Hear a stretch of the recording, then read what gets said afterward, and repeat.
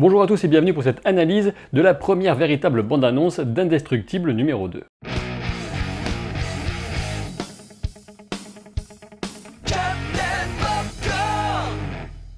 Il aura fallu attendre pas moins de 14 ans pour avoir enfin une suite à ce film d'animation qui était donc sorti en 2004 et qui est considéré presque unanimement comme une grande réussite. Après un court teaser il y a quelques semaines, le premier véritable trailer est disponible et il interpelle par plusieurs aspects, principalement en donnant l'impression que cette suite reprendra exactement les mêmes ficelles que le premier film. Avant d'aller plus loin toutefois, je tiens absolument à souligner que de mon point de vue, il ne s'agit absolument pas de juger le film avant sa sortie, bien évidemment ce serait totalement stupide, mais juste de donner un point de vue, une analyse sur sa bande-annonce. Et comme j'aurai l'occasion d'y revenir un petit peu plus loin, une bande-annonce peut évidemment être trompeuse, parfois volontairement. Par ailleurs, je sais bien que certains peuvent détester les bandes annonces et par extension l'exercice qui consiste à les analyser, mais qu'on regrette ou pas leur existence, elles sont devenues un phénomène incontournable de la communication dans le cinéma et je pense que certaines méritent qu'on s'y attarde. Ce qui frappe d'abord avec ce trailer, c'est l'impression d'être replongé exactement dans le même monde que celui du premier film. C'est à la fois normal et rassurant, mais c'est peut-être inquiétant pour l'originalité des situations proposées. Évidemment, l'animation a bénéficié des progrès techniques réalisés depuis presque 15 ans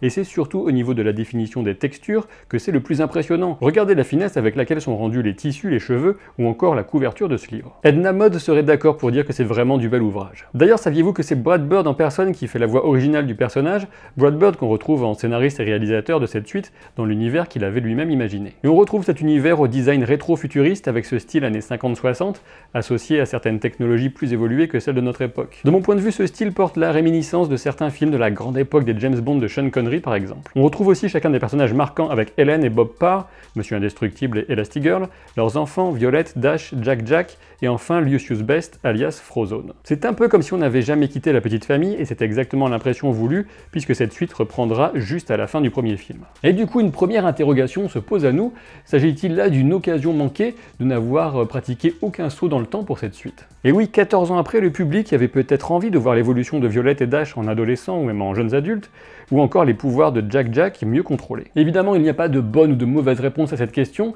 mais c'est un choix fondamental aussi bien pour l'orientation du scénario que pour la dynamique du film. Justement, venons-en au scénario tel qu'on peut le deviner au travers de cette bande-annonce. De deux choses l'une, soit ce trailer nous manipule complètement pour nous faire croire à une histoire qui ne correspondrait au final qu'au début du film, soit on a vraiment sous les yeux les thèmes centraux de cette suite. Quoi qu'il en soit, quelque chose m'a véritablement sauté aux yeux, on dirait bien que la leçon qui aurait dû être tirée du premier film a totalement été oubliée par ses principaux protagonistes. Rappelez-vous, tout le thème du premier Indestructible était pour la famille d'apprendre à fonctionner en tant que groupe uni et soudé, et pas comme une collection d'individus extraordinaires. Pourtant, dès le début de ce trailer, le premier réflexe de Bob et Helen consiste à laisser derrière les enfants pour aller s'occuper à eux deux du méchant apparu à la fin du premier film, The Underminer. Au passage d'ailleurs, certains parmi vous pourraient sans doute se rappeler d'un jeu vidéo plutôt réussi qui utilisait The Underminer comme principal méchant. Mais de toute évidence, ce ne sera pas le cas dans cet Indestructible 2, et heureusement, la menace du Underminer devrait surtout servir de prétexte à une introduction explosive pour cette suite. Mais il me faut quand même revenir au principal problème que pose cette scène,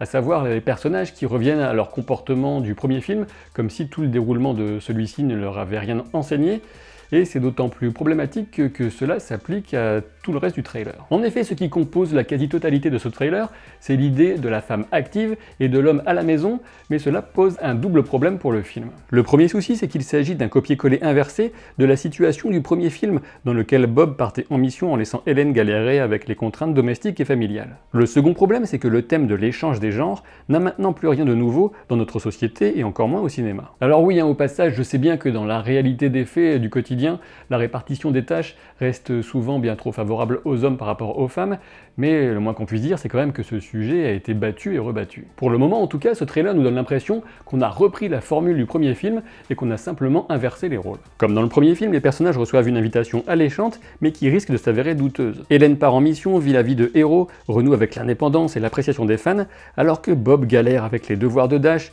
les histoires à lire à Jack, et surtout son amour immodéré pour les cookies. Et franchement, je ne sais pas ce que vous en pensez, mais si tout ce qu'on nous montre dans ce trailer correspond vraiment au principal contenu du film, eh bien on peut dire que ça manque un peu d'imagination créative et que ça ne ressemble pas trop au studio Pixar, en tout cas quand il est au mieux de sa forme. Voilà pourquoi j'espère que ce trailer n'est qu'un vaste écran de fumée, une opération de gentille manipulation, pour surprendre le public une fois que le film sortira. Toutefois, c'est un jeu dangereux qui peut nous faire penser qu'il s'agit tout simplement d'une prise de risque minimale, et si la tactique est tenue jusqu'au bout, la prochaine bande-annonce devrait rester sur une tonalité très proche, à moins évidemment d'éventer la surprise pour nous rassurer et prouver que Pixar reste à l'avant-garde de la narration inventive. Et pour soutenir l'idée que ce trailer serait un potentiel coup de génie qui s'amuserait à nous faire croire à une suite pépère qui recyclerait le premier film, il faut souligner qu'on ne nous dit rien sur différents personnages. Pour commencer, et ce n'est pas rien, on ne sait absolument pas qui sera le véritable méchant du film, puisque, comme je le disais précédemment, il n'y a aucune chance qu'il s'agisse d'Underminer. Le seul nouveau personnage introduit est celui de Winston Deavor,